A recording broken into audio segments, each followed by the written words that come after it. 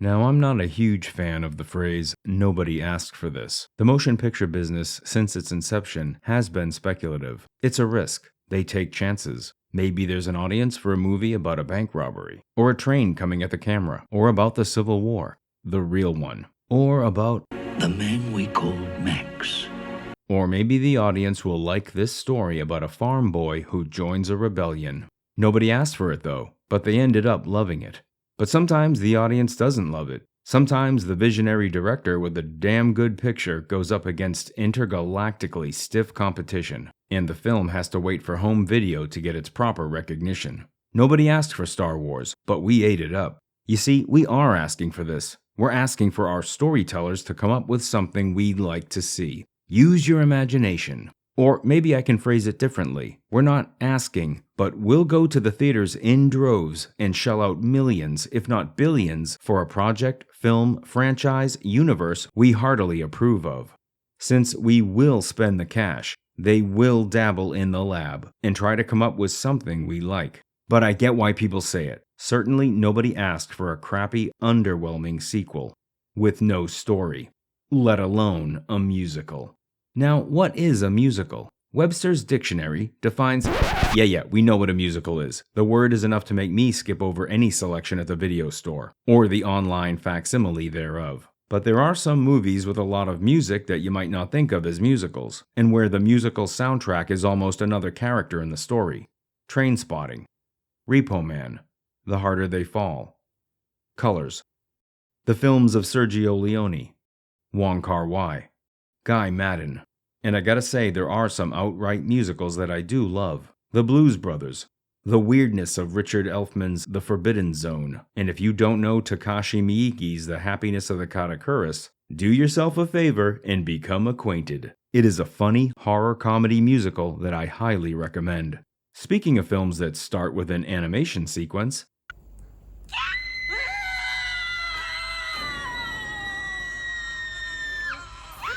So, you have a Joker sequel for me? Not really. I love the original Joker, and I was hoping it would tie into the Matt Reeves Batman universe. I loved the grittiness. I grew up in the 80s, man. I rode those buses. It is a bittersweet memory. It is a bitter time that is sweet to have distance from. Although people did talk to each other more. But I love grounded origin stories. In general, I thought the studios did a good job at grounding many of the heroes that, let's face it, filmmakers have tended to interpret in outlandishly cartoonish ways. We want the cool suits, but they also kinda gotta make sense. If you're gonna wear flashy red tights and not be in a stage production of the Nutcracker, you better have a good reason. What they've done in both Joker films was almost to an extreme. How much gritty realism can you take? It's only a wafer thin. Apparently I can take a lot, because I think the sequel looks as good as the original. Problem is, the set got all dressed up with nowhere to go. There's an old saying, a fish rots from the head. I'd like to amend that to cinema. A film rots from the first act. And in this case, the opening animation. First, in my opinion, the style sucks, although it does somewhat resemble the Warner Brothers cartoons that it's intended to homage in the beginning. You couldn't do better than this? And it seems like this whole piece is to demean the character they built sympathy for in the first film. Why are you berating a character that was your choice to profile? Plus, it's a character with profound mental health issues. That's cool to make fun of now? Something I would have guessed liberal Hollywood would be against. But let me guess, it's okay to demean a certain group of people? And you claiming to be on the high moral ground? You better check yourself before you wreck yourself.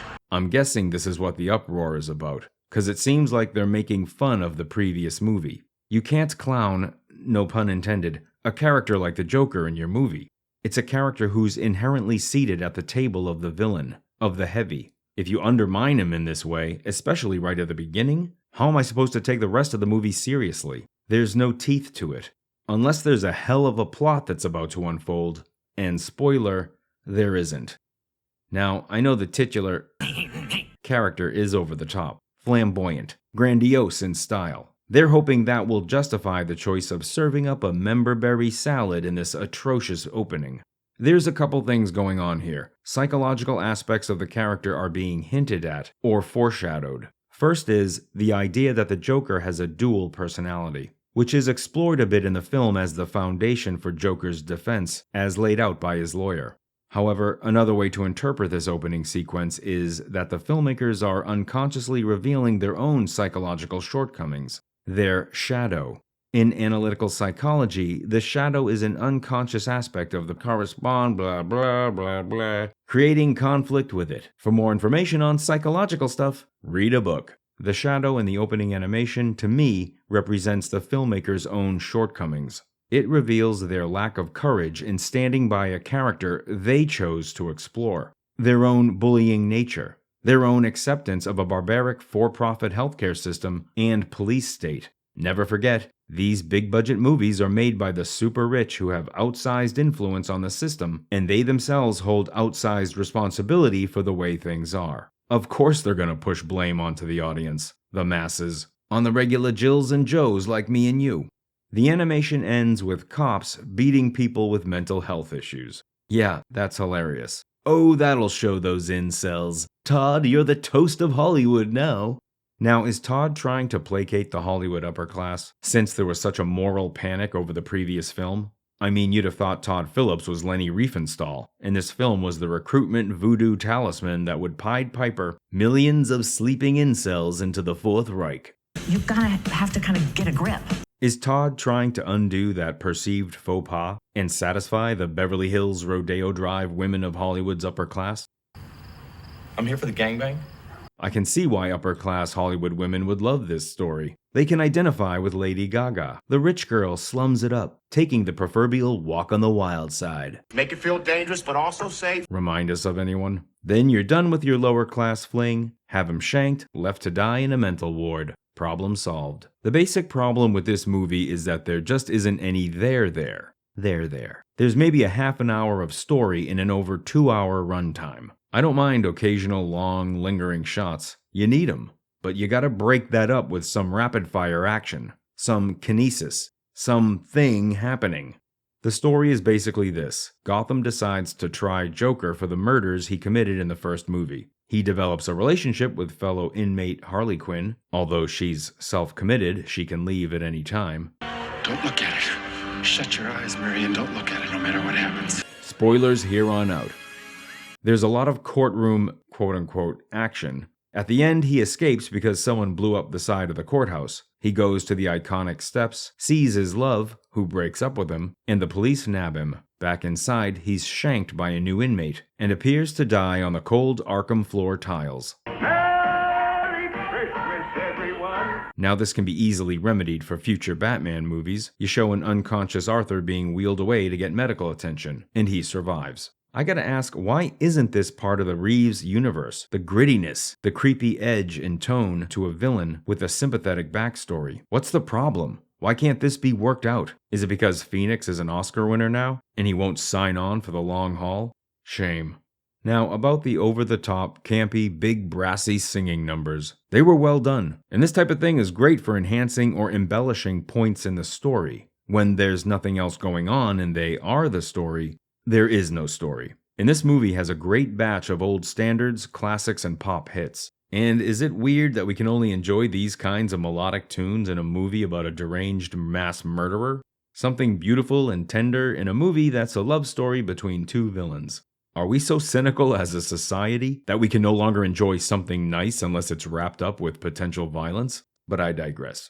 The only real trick going on in Phillips' sequel is the well-worn cinematic practice of juxtaposition. The juxtaposition of emotion, or more specifically, two seemingly contradictory emotions: joy and madness, elation and despair, camaraderie and crushing loneliness, carefree exuberance and sadistic brutality. A song that the duo will sing connotes one feeling, usually something uplifting, that seems incongruous or at odds with what is happening on screen, something violent that the characters are doing or having done to them. It works. It's entertaining. It successfully subverts expectation. The problem is, the more you do it, the less resonance it has, the less it works. And this goes back in cinema history, I'm not sure how far, but at least to one of my favorite films, A Clockwork Orange. Kubrick, or originally the author Anthony Burgess, juxtaposes the incorrigible and unrepentant Alex with his love of Beethoven, classical music, something we associate more with refinement than random barbarity. A crude, coarse ruffian juxtaposed with high-class refinement.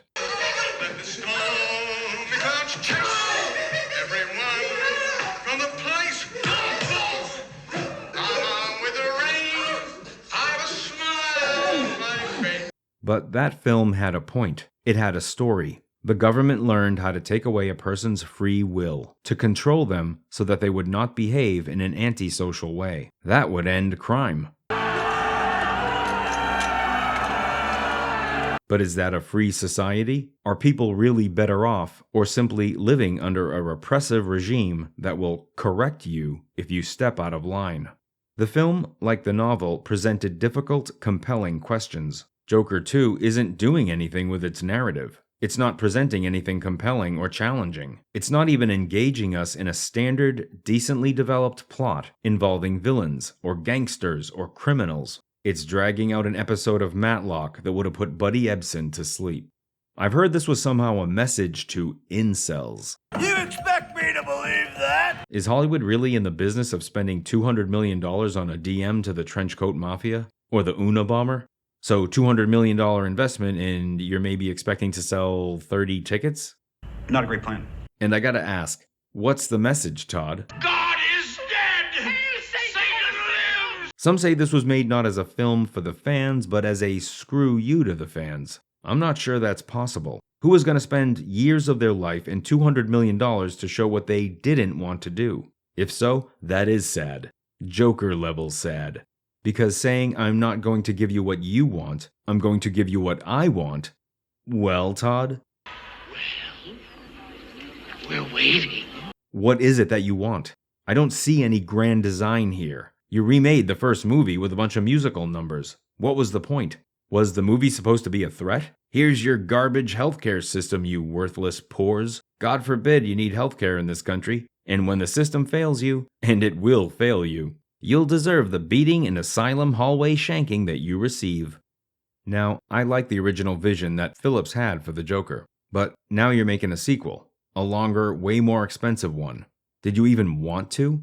Did you ask yourself why you were making this? Is it just to work with Lady Gaga? Expand the perception of you as a director to include musicals? You've given us a Joker origin film. Now you're doing a sequel. If you asked me what I thought would be in this film, and since it's called Joker 2, I'm guessing it's not a Batman movie, so I'd rule him out completely. I'd guess we'd see Joker joust, fight against, and then ally with other villains or characters from the Batman universe.